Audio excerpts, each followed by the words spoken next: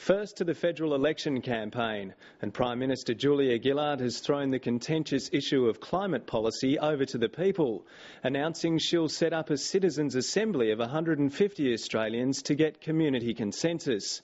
In a speech in Brisbane today, she maintained there'd be no action on a carbon price until at least 2012, and also promised to invest $1 billion on renewable energy and connect projects to the national grid. Political editor Heather Hewitt reports. Coal and oil have got to go, hey hey, ho ho. Coal and oil have got to go, hey hey, ho ho.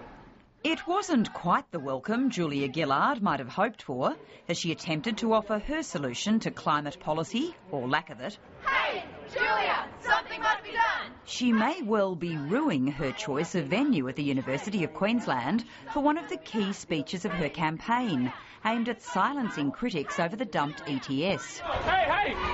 Ho, ho! Fossil fuels have got to go! Hey, hey! One protester was arrested midway through the speech. But the show went on, as the Prime Minister borrowed the time-honoured tradition of one of her predecessors, Bob Hawke. We need consensus among political parties, but we need consensus in the community even more.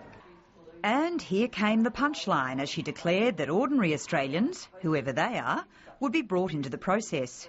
And so today I announce that if we are re-elected, I will deliver a dedicated process, a citizens' assembly, to examine over 12 months the evidence on climate change, the case for action and the possible consequences of introducing a market-based approach to limiting and reducing carbon emissions.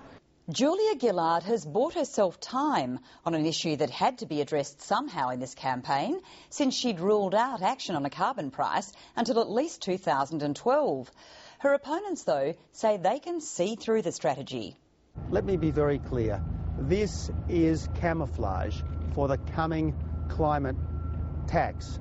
How do you randomly select people? What, is walk along the street, tap people on the shoulder and say, congratulations, you won a prize, you to determine our climate policy?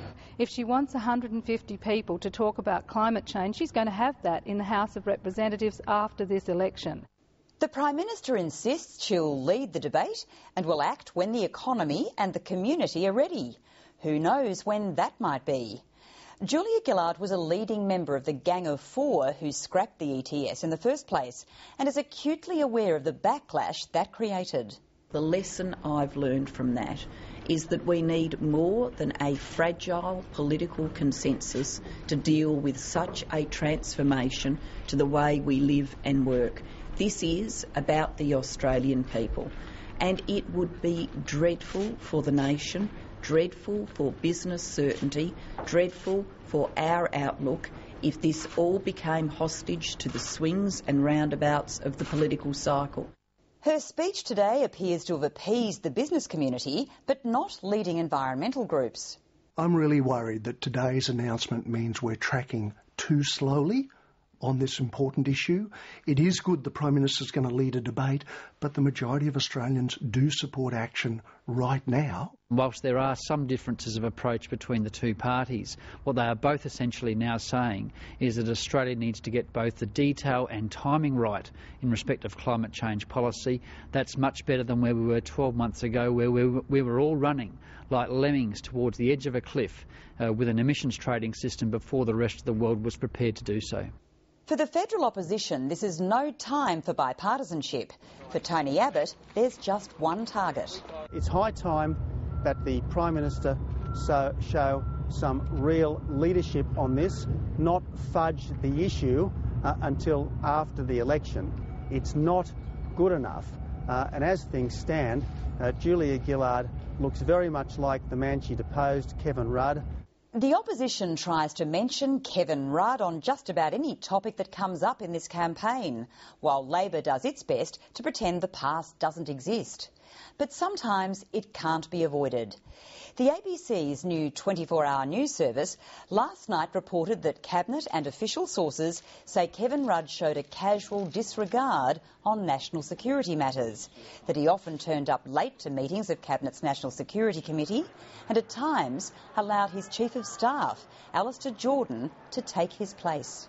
I worked alongside Kevin Rudd as Prime Minister, and as Prime Minister, Kevin Rudd was deeply concerned about the security of the Australian people. Does she still say that he is fit for a senior frontbench position, particularly Foreign Affairs, when it's been revealed that he had such contempt for national security meetings? I've said to Kevin Rudd, who is running as the member for Griffiths, that after election day, if we are re-elected, then of course I want to see him as a senior member of my front bench team. I think this is one promise she ought to break. These issues of whether Kevin sent a bloody staffer or didn't attend these things, I think that's in the past. I don't think it's got anything to do with the future. Kevin Rudd has issued a statement denying the claims of showing a casual disregard for national security and saying he'd attended all critical meetings. That's not good enough for public service veterans.